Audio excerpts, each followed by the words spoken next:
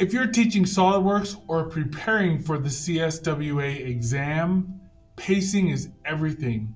Today, I'm walking you through my exact CSWA teaching sequence, the same one I use to build accuracy, speed, and confidence.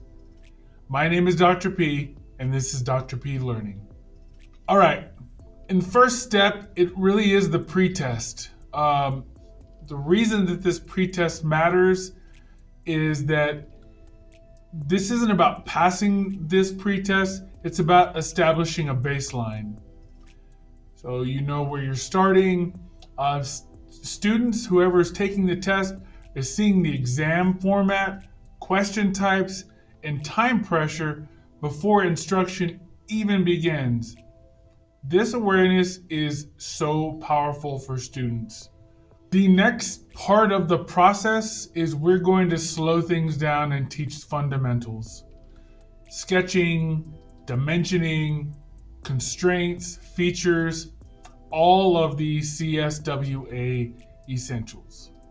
This is where we build really good habits with our learners and correct the modeling thinking from the start. Next, we're practicing for accuracy.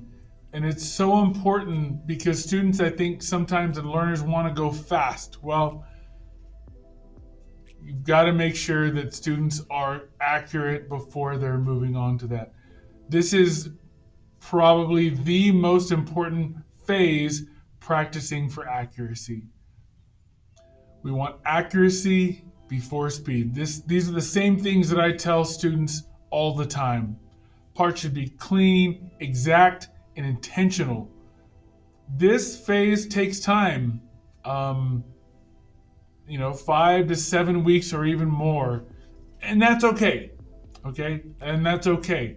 It really is about making sure that the students are getting the parts before they move on to the next. I always let students know what's coming next, that speed is the goal, but only after quality is consistent. Okay.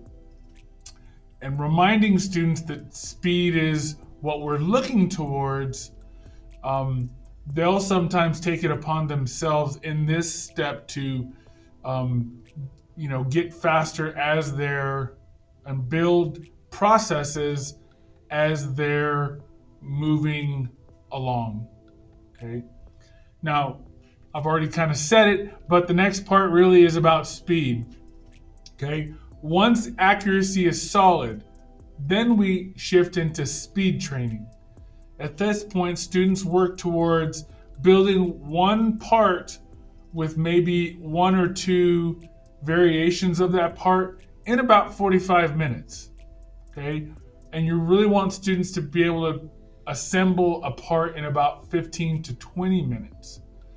In the exam, students will generally have 1 to 2 parts, and they'll have an assembly. So the test is about an hour and a half. And so, students can realistically get 2 parts and an assembly done in about an hour and a half if you're working at this pace. Okay. And you may want students even faster as you're ramping up towards the exam. Again, the entire exam is there's 2 parts, and each part will have 1 to 2 parts and 1 assembly, and they'll want to finish all that in about an hour and a half. Okay. Once you start doing this, now you're building exam confidence, and that really is an important part of this entire process. You can't have the speed without the accuracy, so I don't want to keep reiterating step 3 here, but this part of the process is great as long as the last step has been taken care of in a good manner. Step 5, you want students to take the pretest again. Talk about confidence. After the students can hit the accuracy and timing, we'll take the pretest again. This time under full exam conditions, same pressure, same expectations, same timing. But students should see a marked difference in their scores from the first time that they took it. And you should see a big difference in the scores as well. Okay, this gives students a huge confidence boost going into the exam. Okay, if they can perform at that step 5 at the pretest, then they're ready. And then it's time to take the official CSWA exam. When I have students take this test, I remind them about good test preparation, get a good night's rest, make sure they eat breakfast. I put a sign on my door letting people know not to bother us, that we are taking an exam and that we need people to basically leave us alone. We want to make sure that we're setting our students up for success, not just in the parts and the things that they're building, but also avoiding distractions. So always have students turn in their phones, put them on silent, getting rid of all the distractions so they can really focus or lock in for this exam. Step 7, and I think this is so important because students work so hard. They're working tirelessly in your class for many weeks, and at the very end, they pass. Celebrate your students.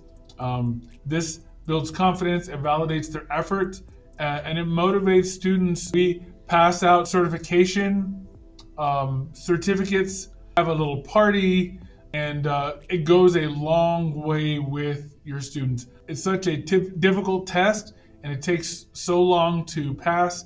You really want to celebrate your wins. Okay, so just as a recap, remember step 1, pretest. Step 2, you want to teach the basics. Step 3, we're going to practice for accuracy before speed. Then we'll test for speed and practice that speed. Then we take the pretest again to prepare for the full CSWA exam. And when your students pass, celebrate the results. Now, if you want the full CSWA pacing guide, lessons, practice problems, and assessments, check out my complete CSWA curriculum at Dr. P Learning. You can secure checkout on Teachers Pay Teachers. I want you to like this video, subscribe for more SolidWorks and engineering content, and drop a comment if you want me to break down CSWA parts, assemblies, or an exam strategy next. Have a wonderful day.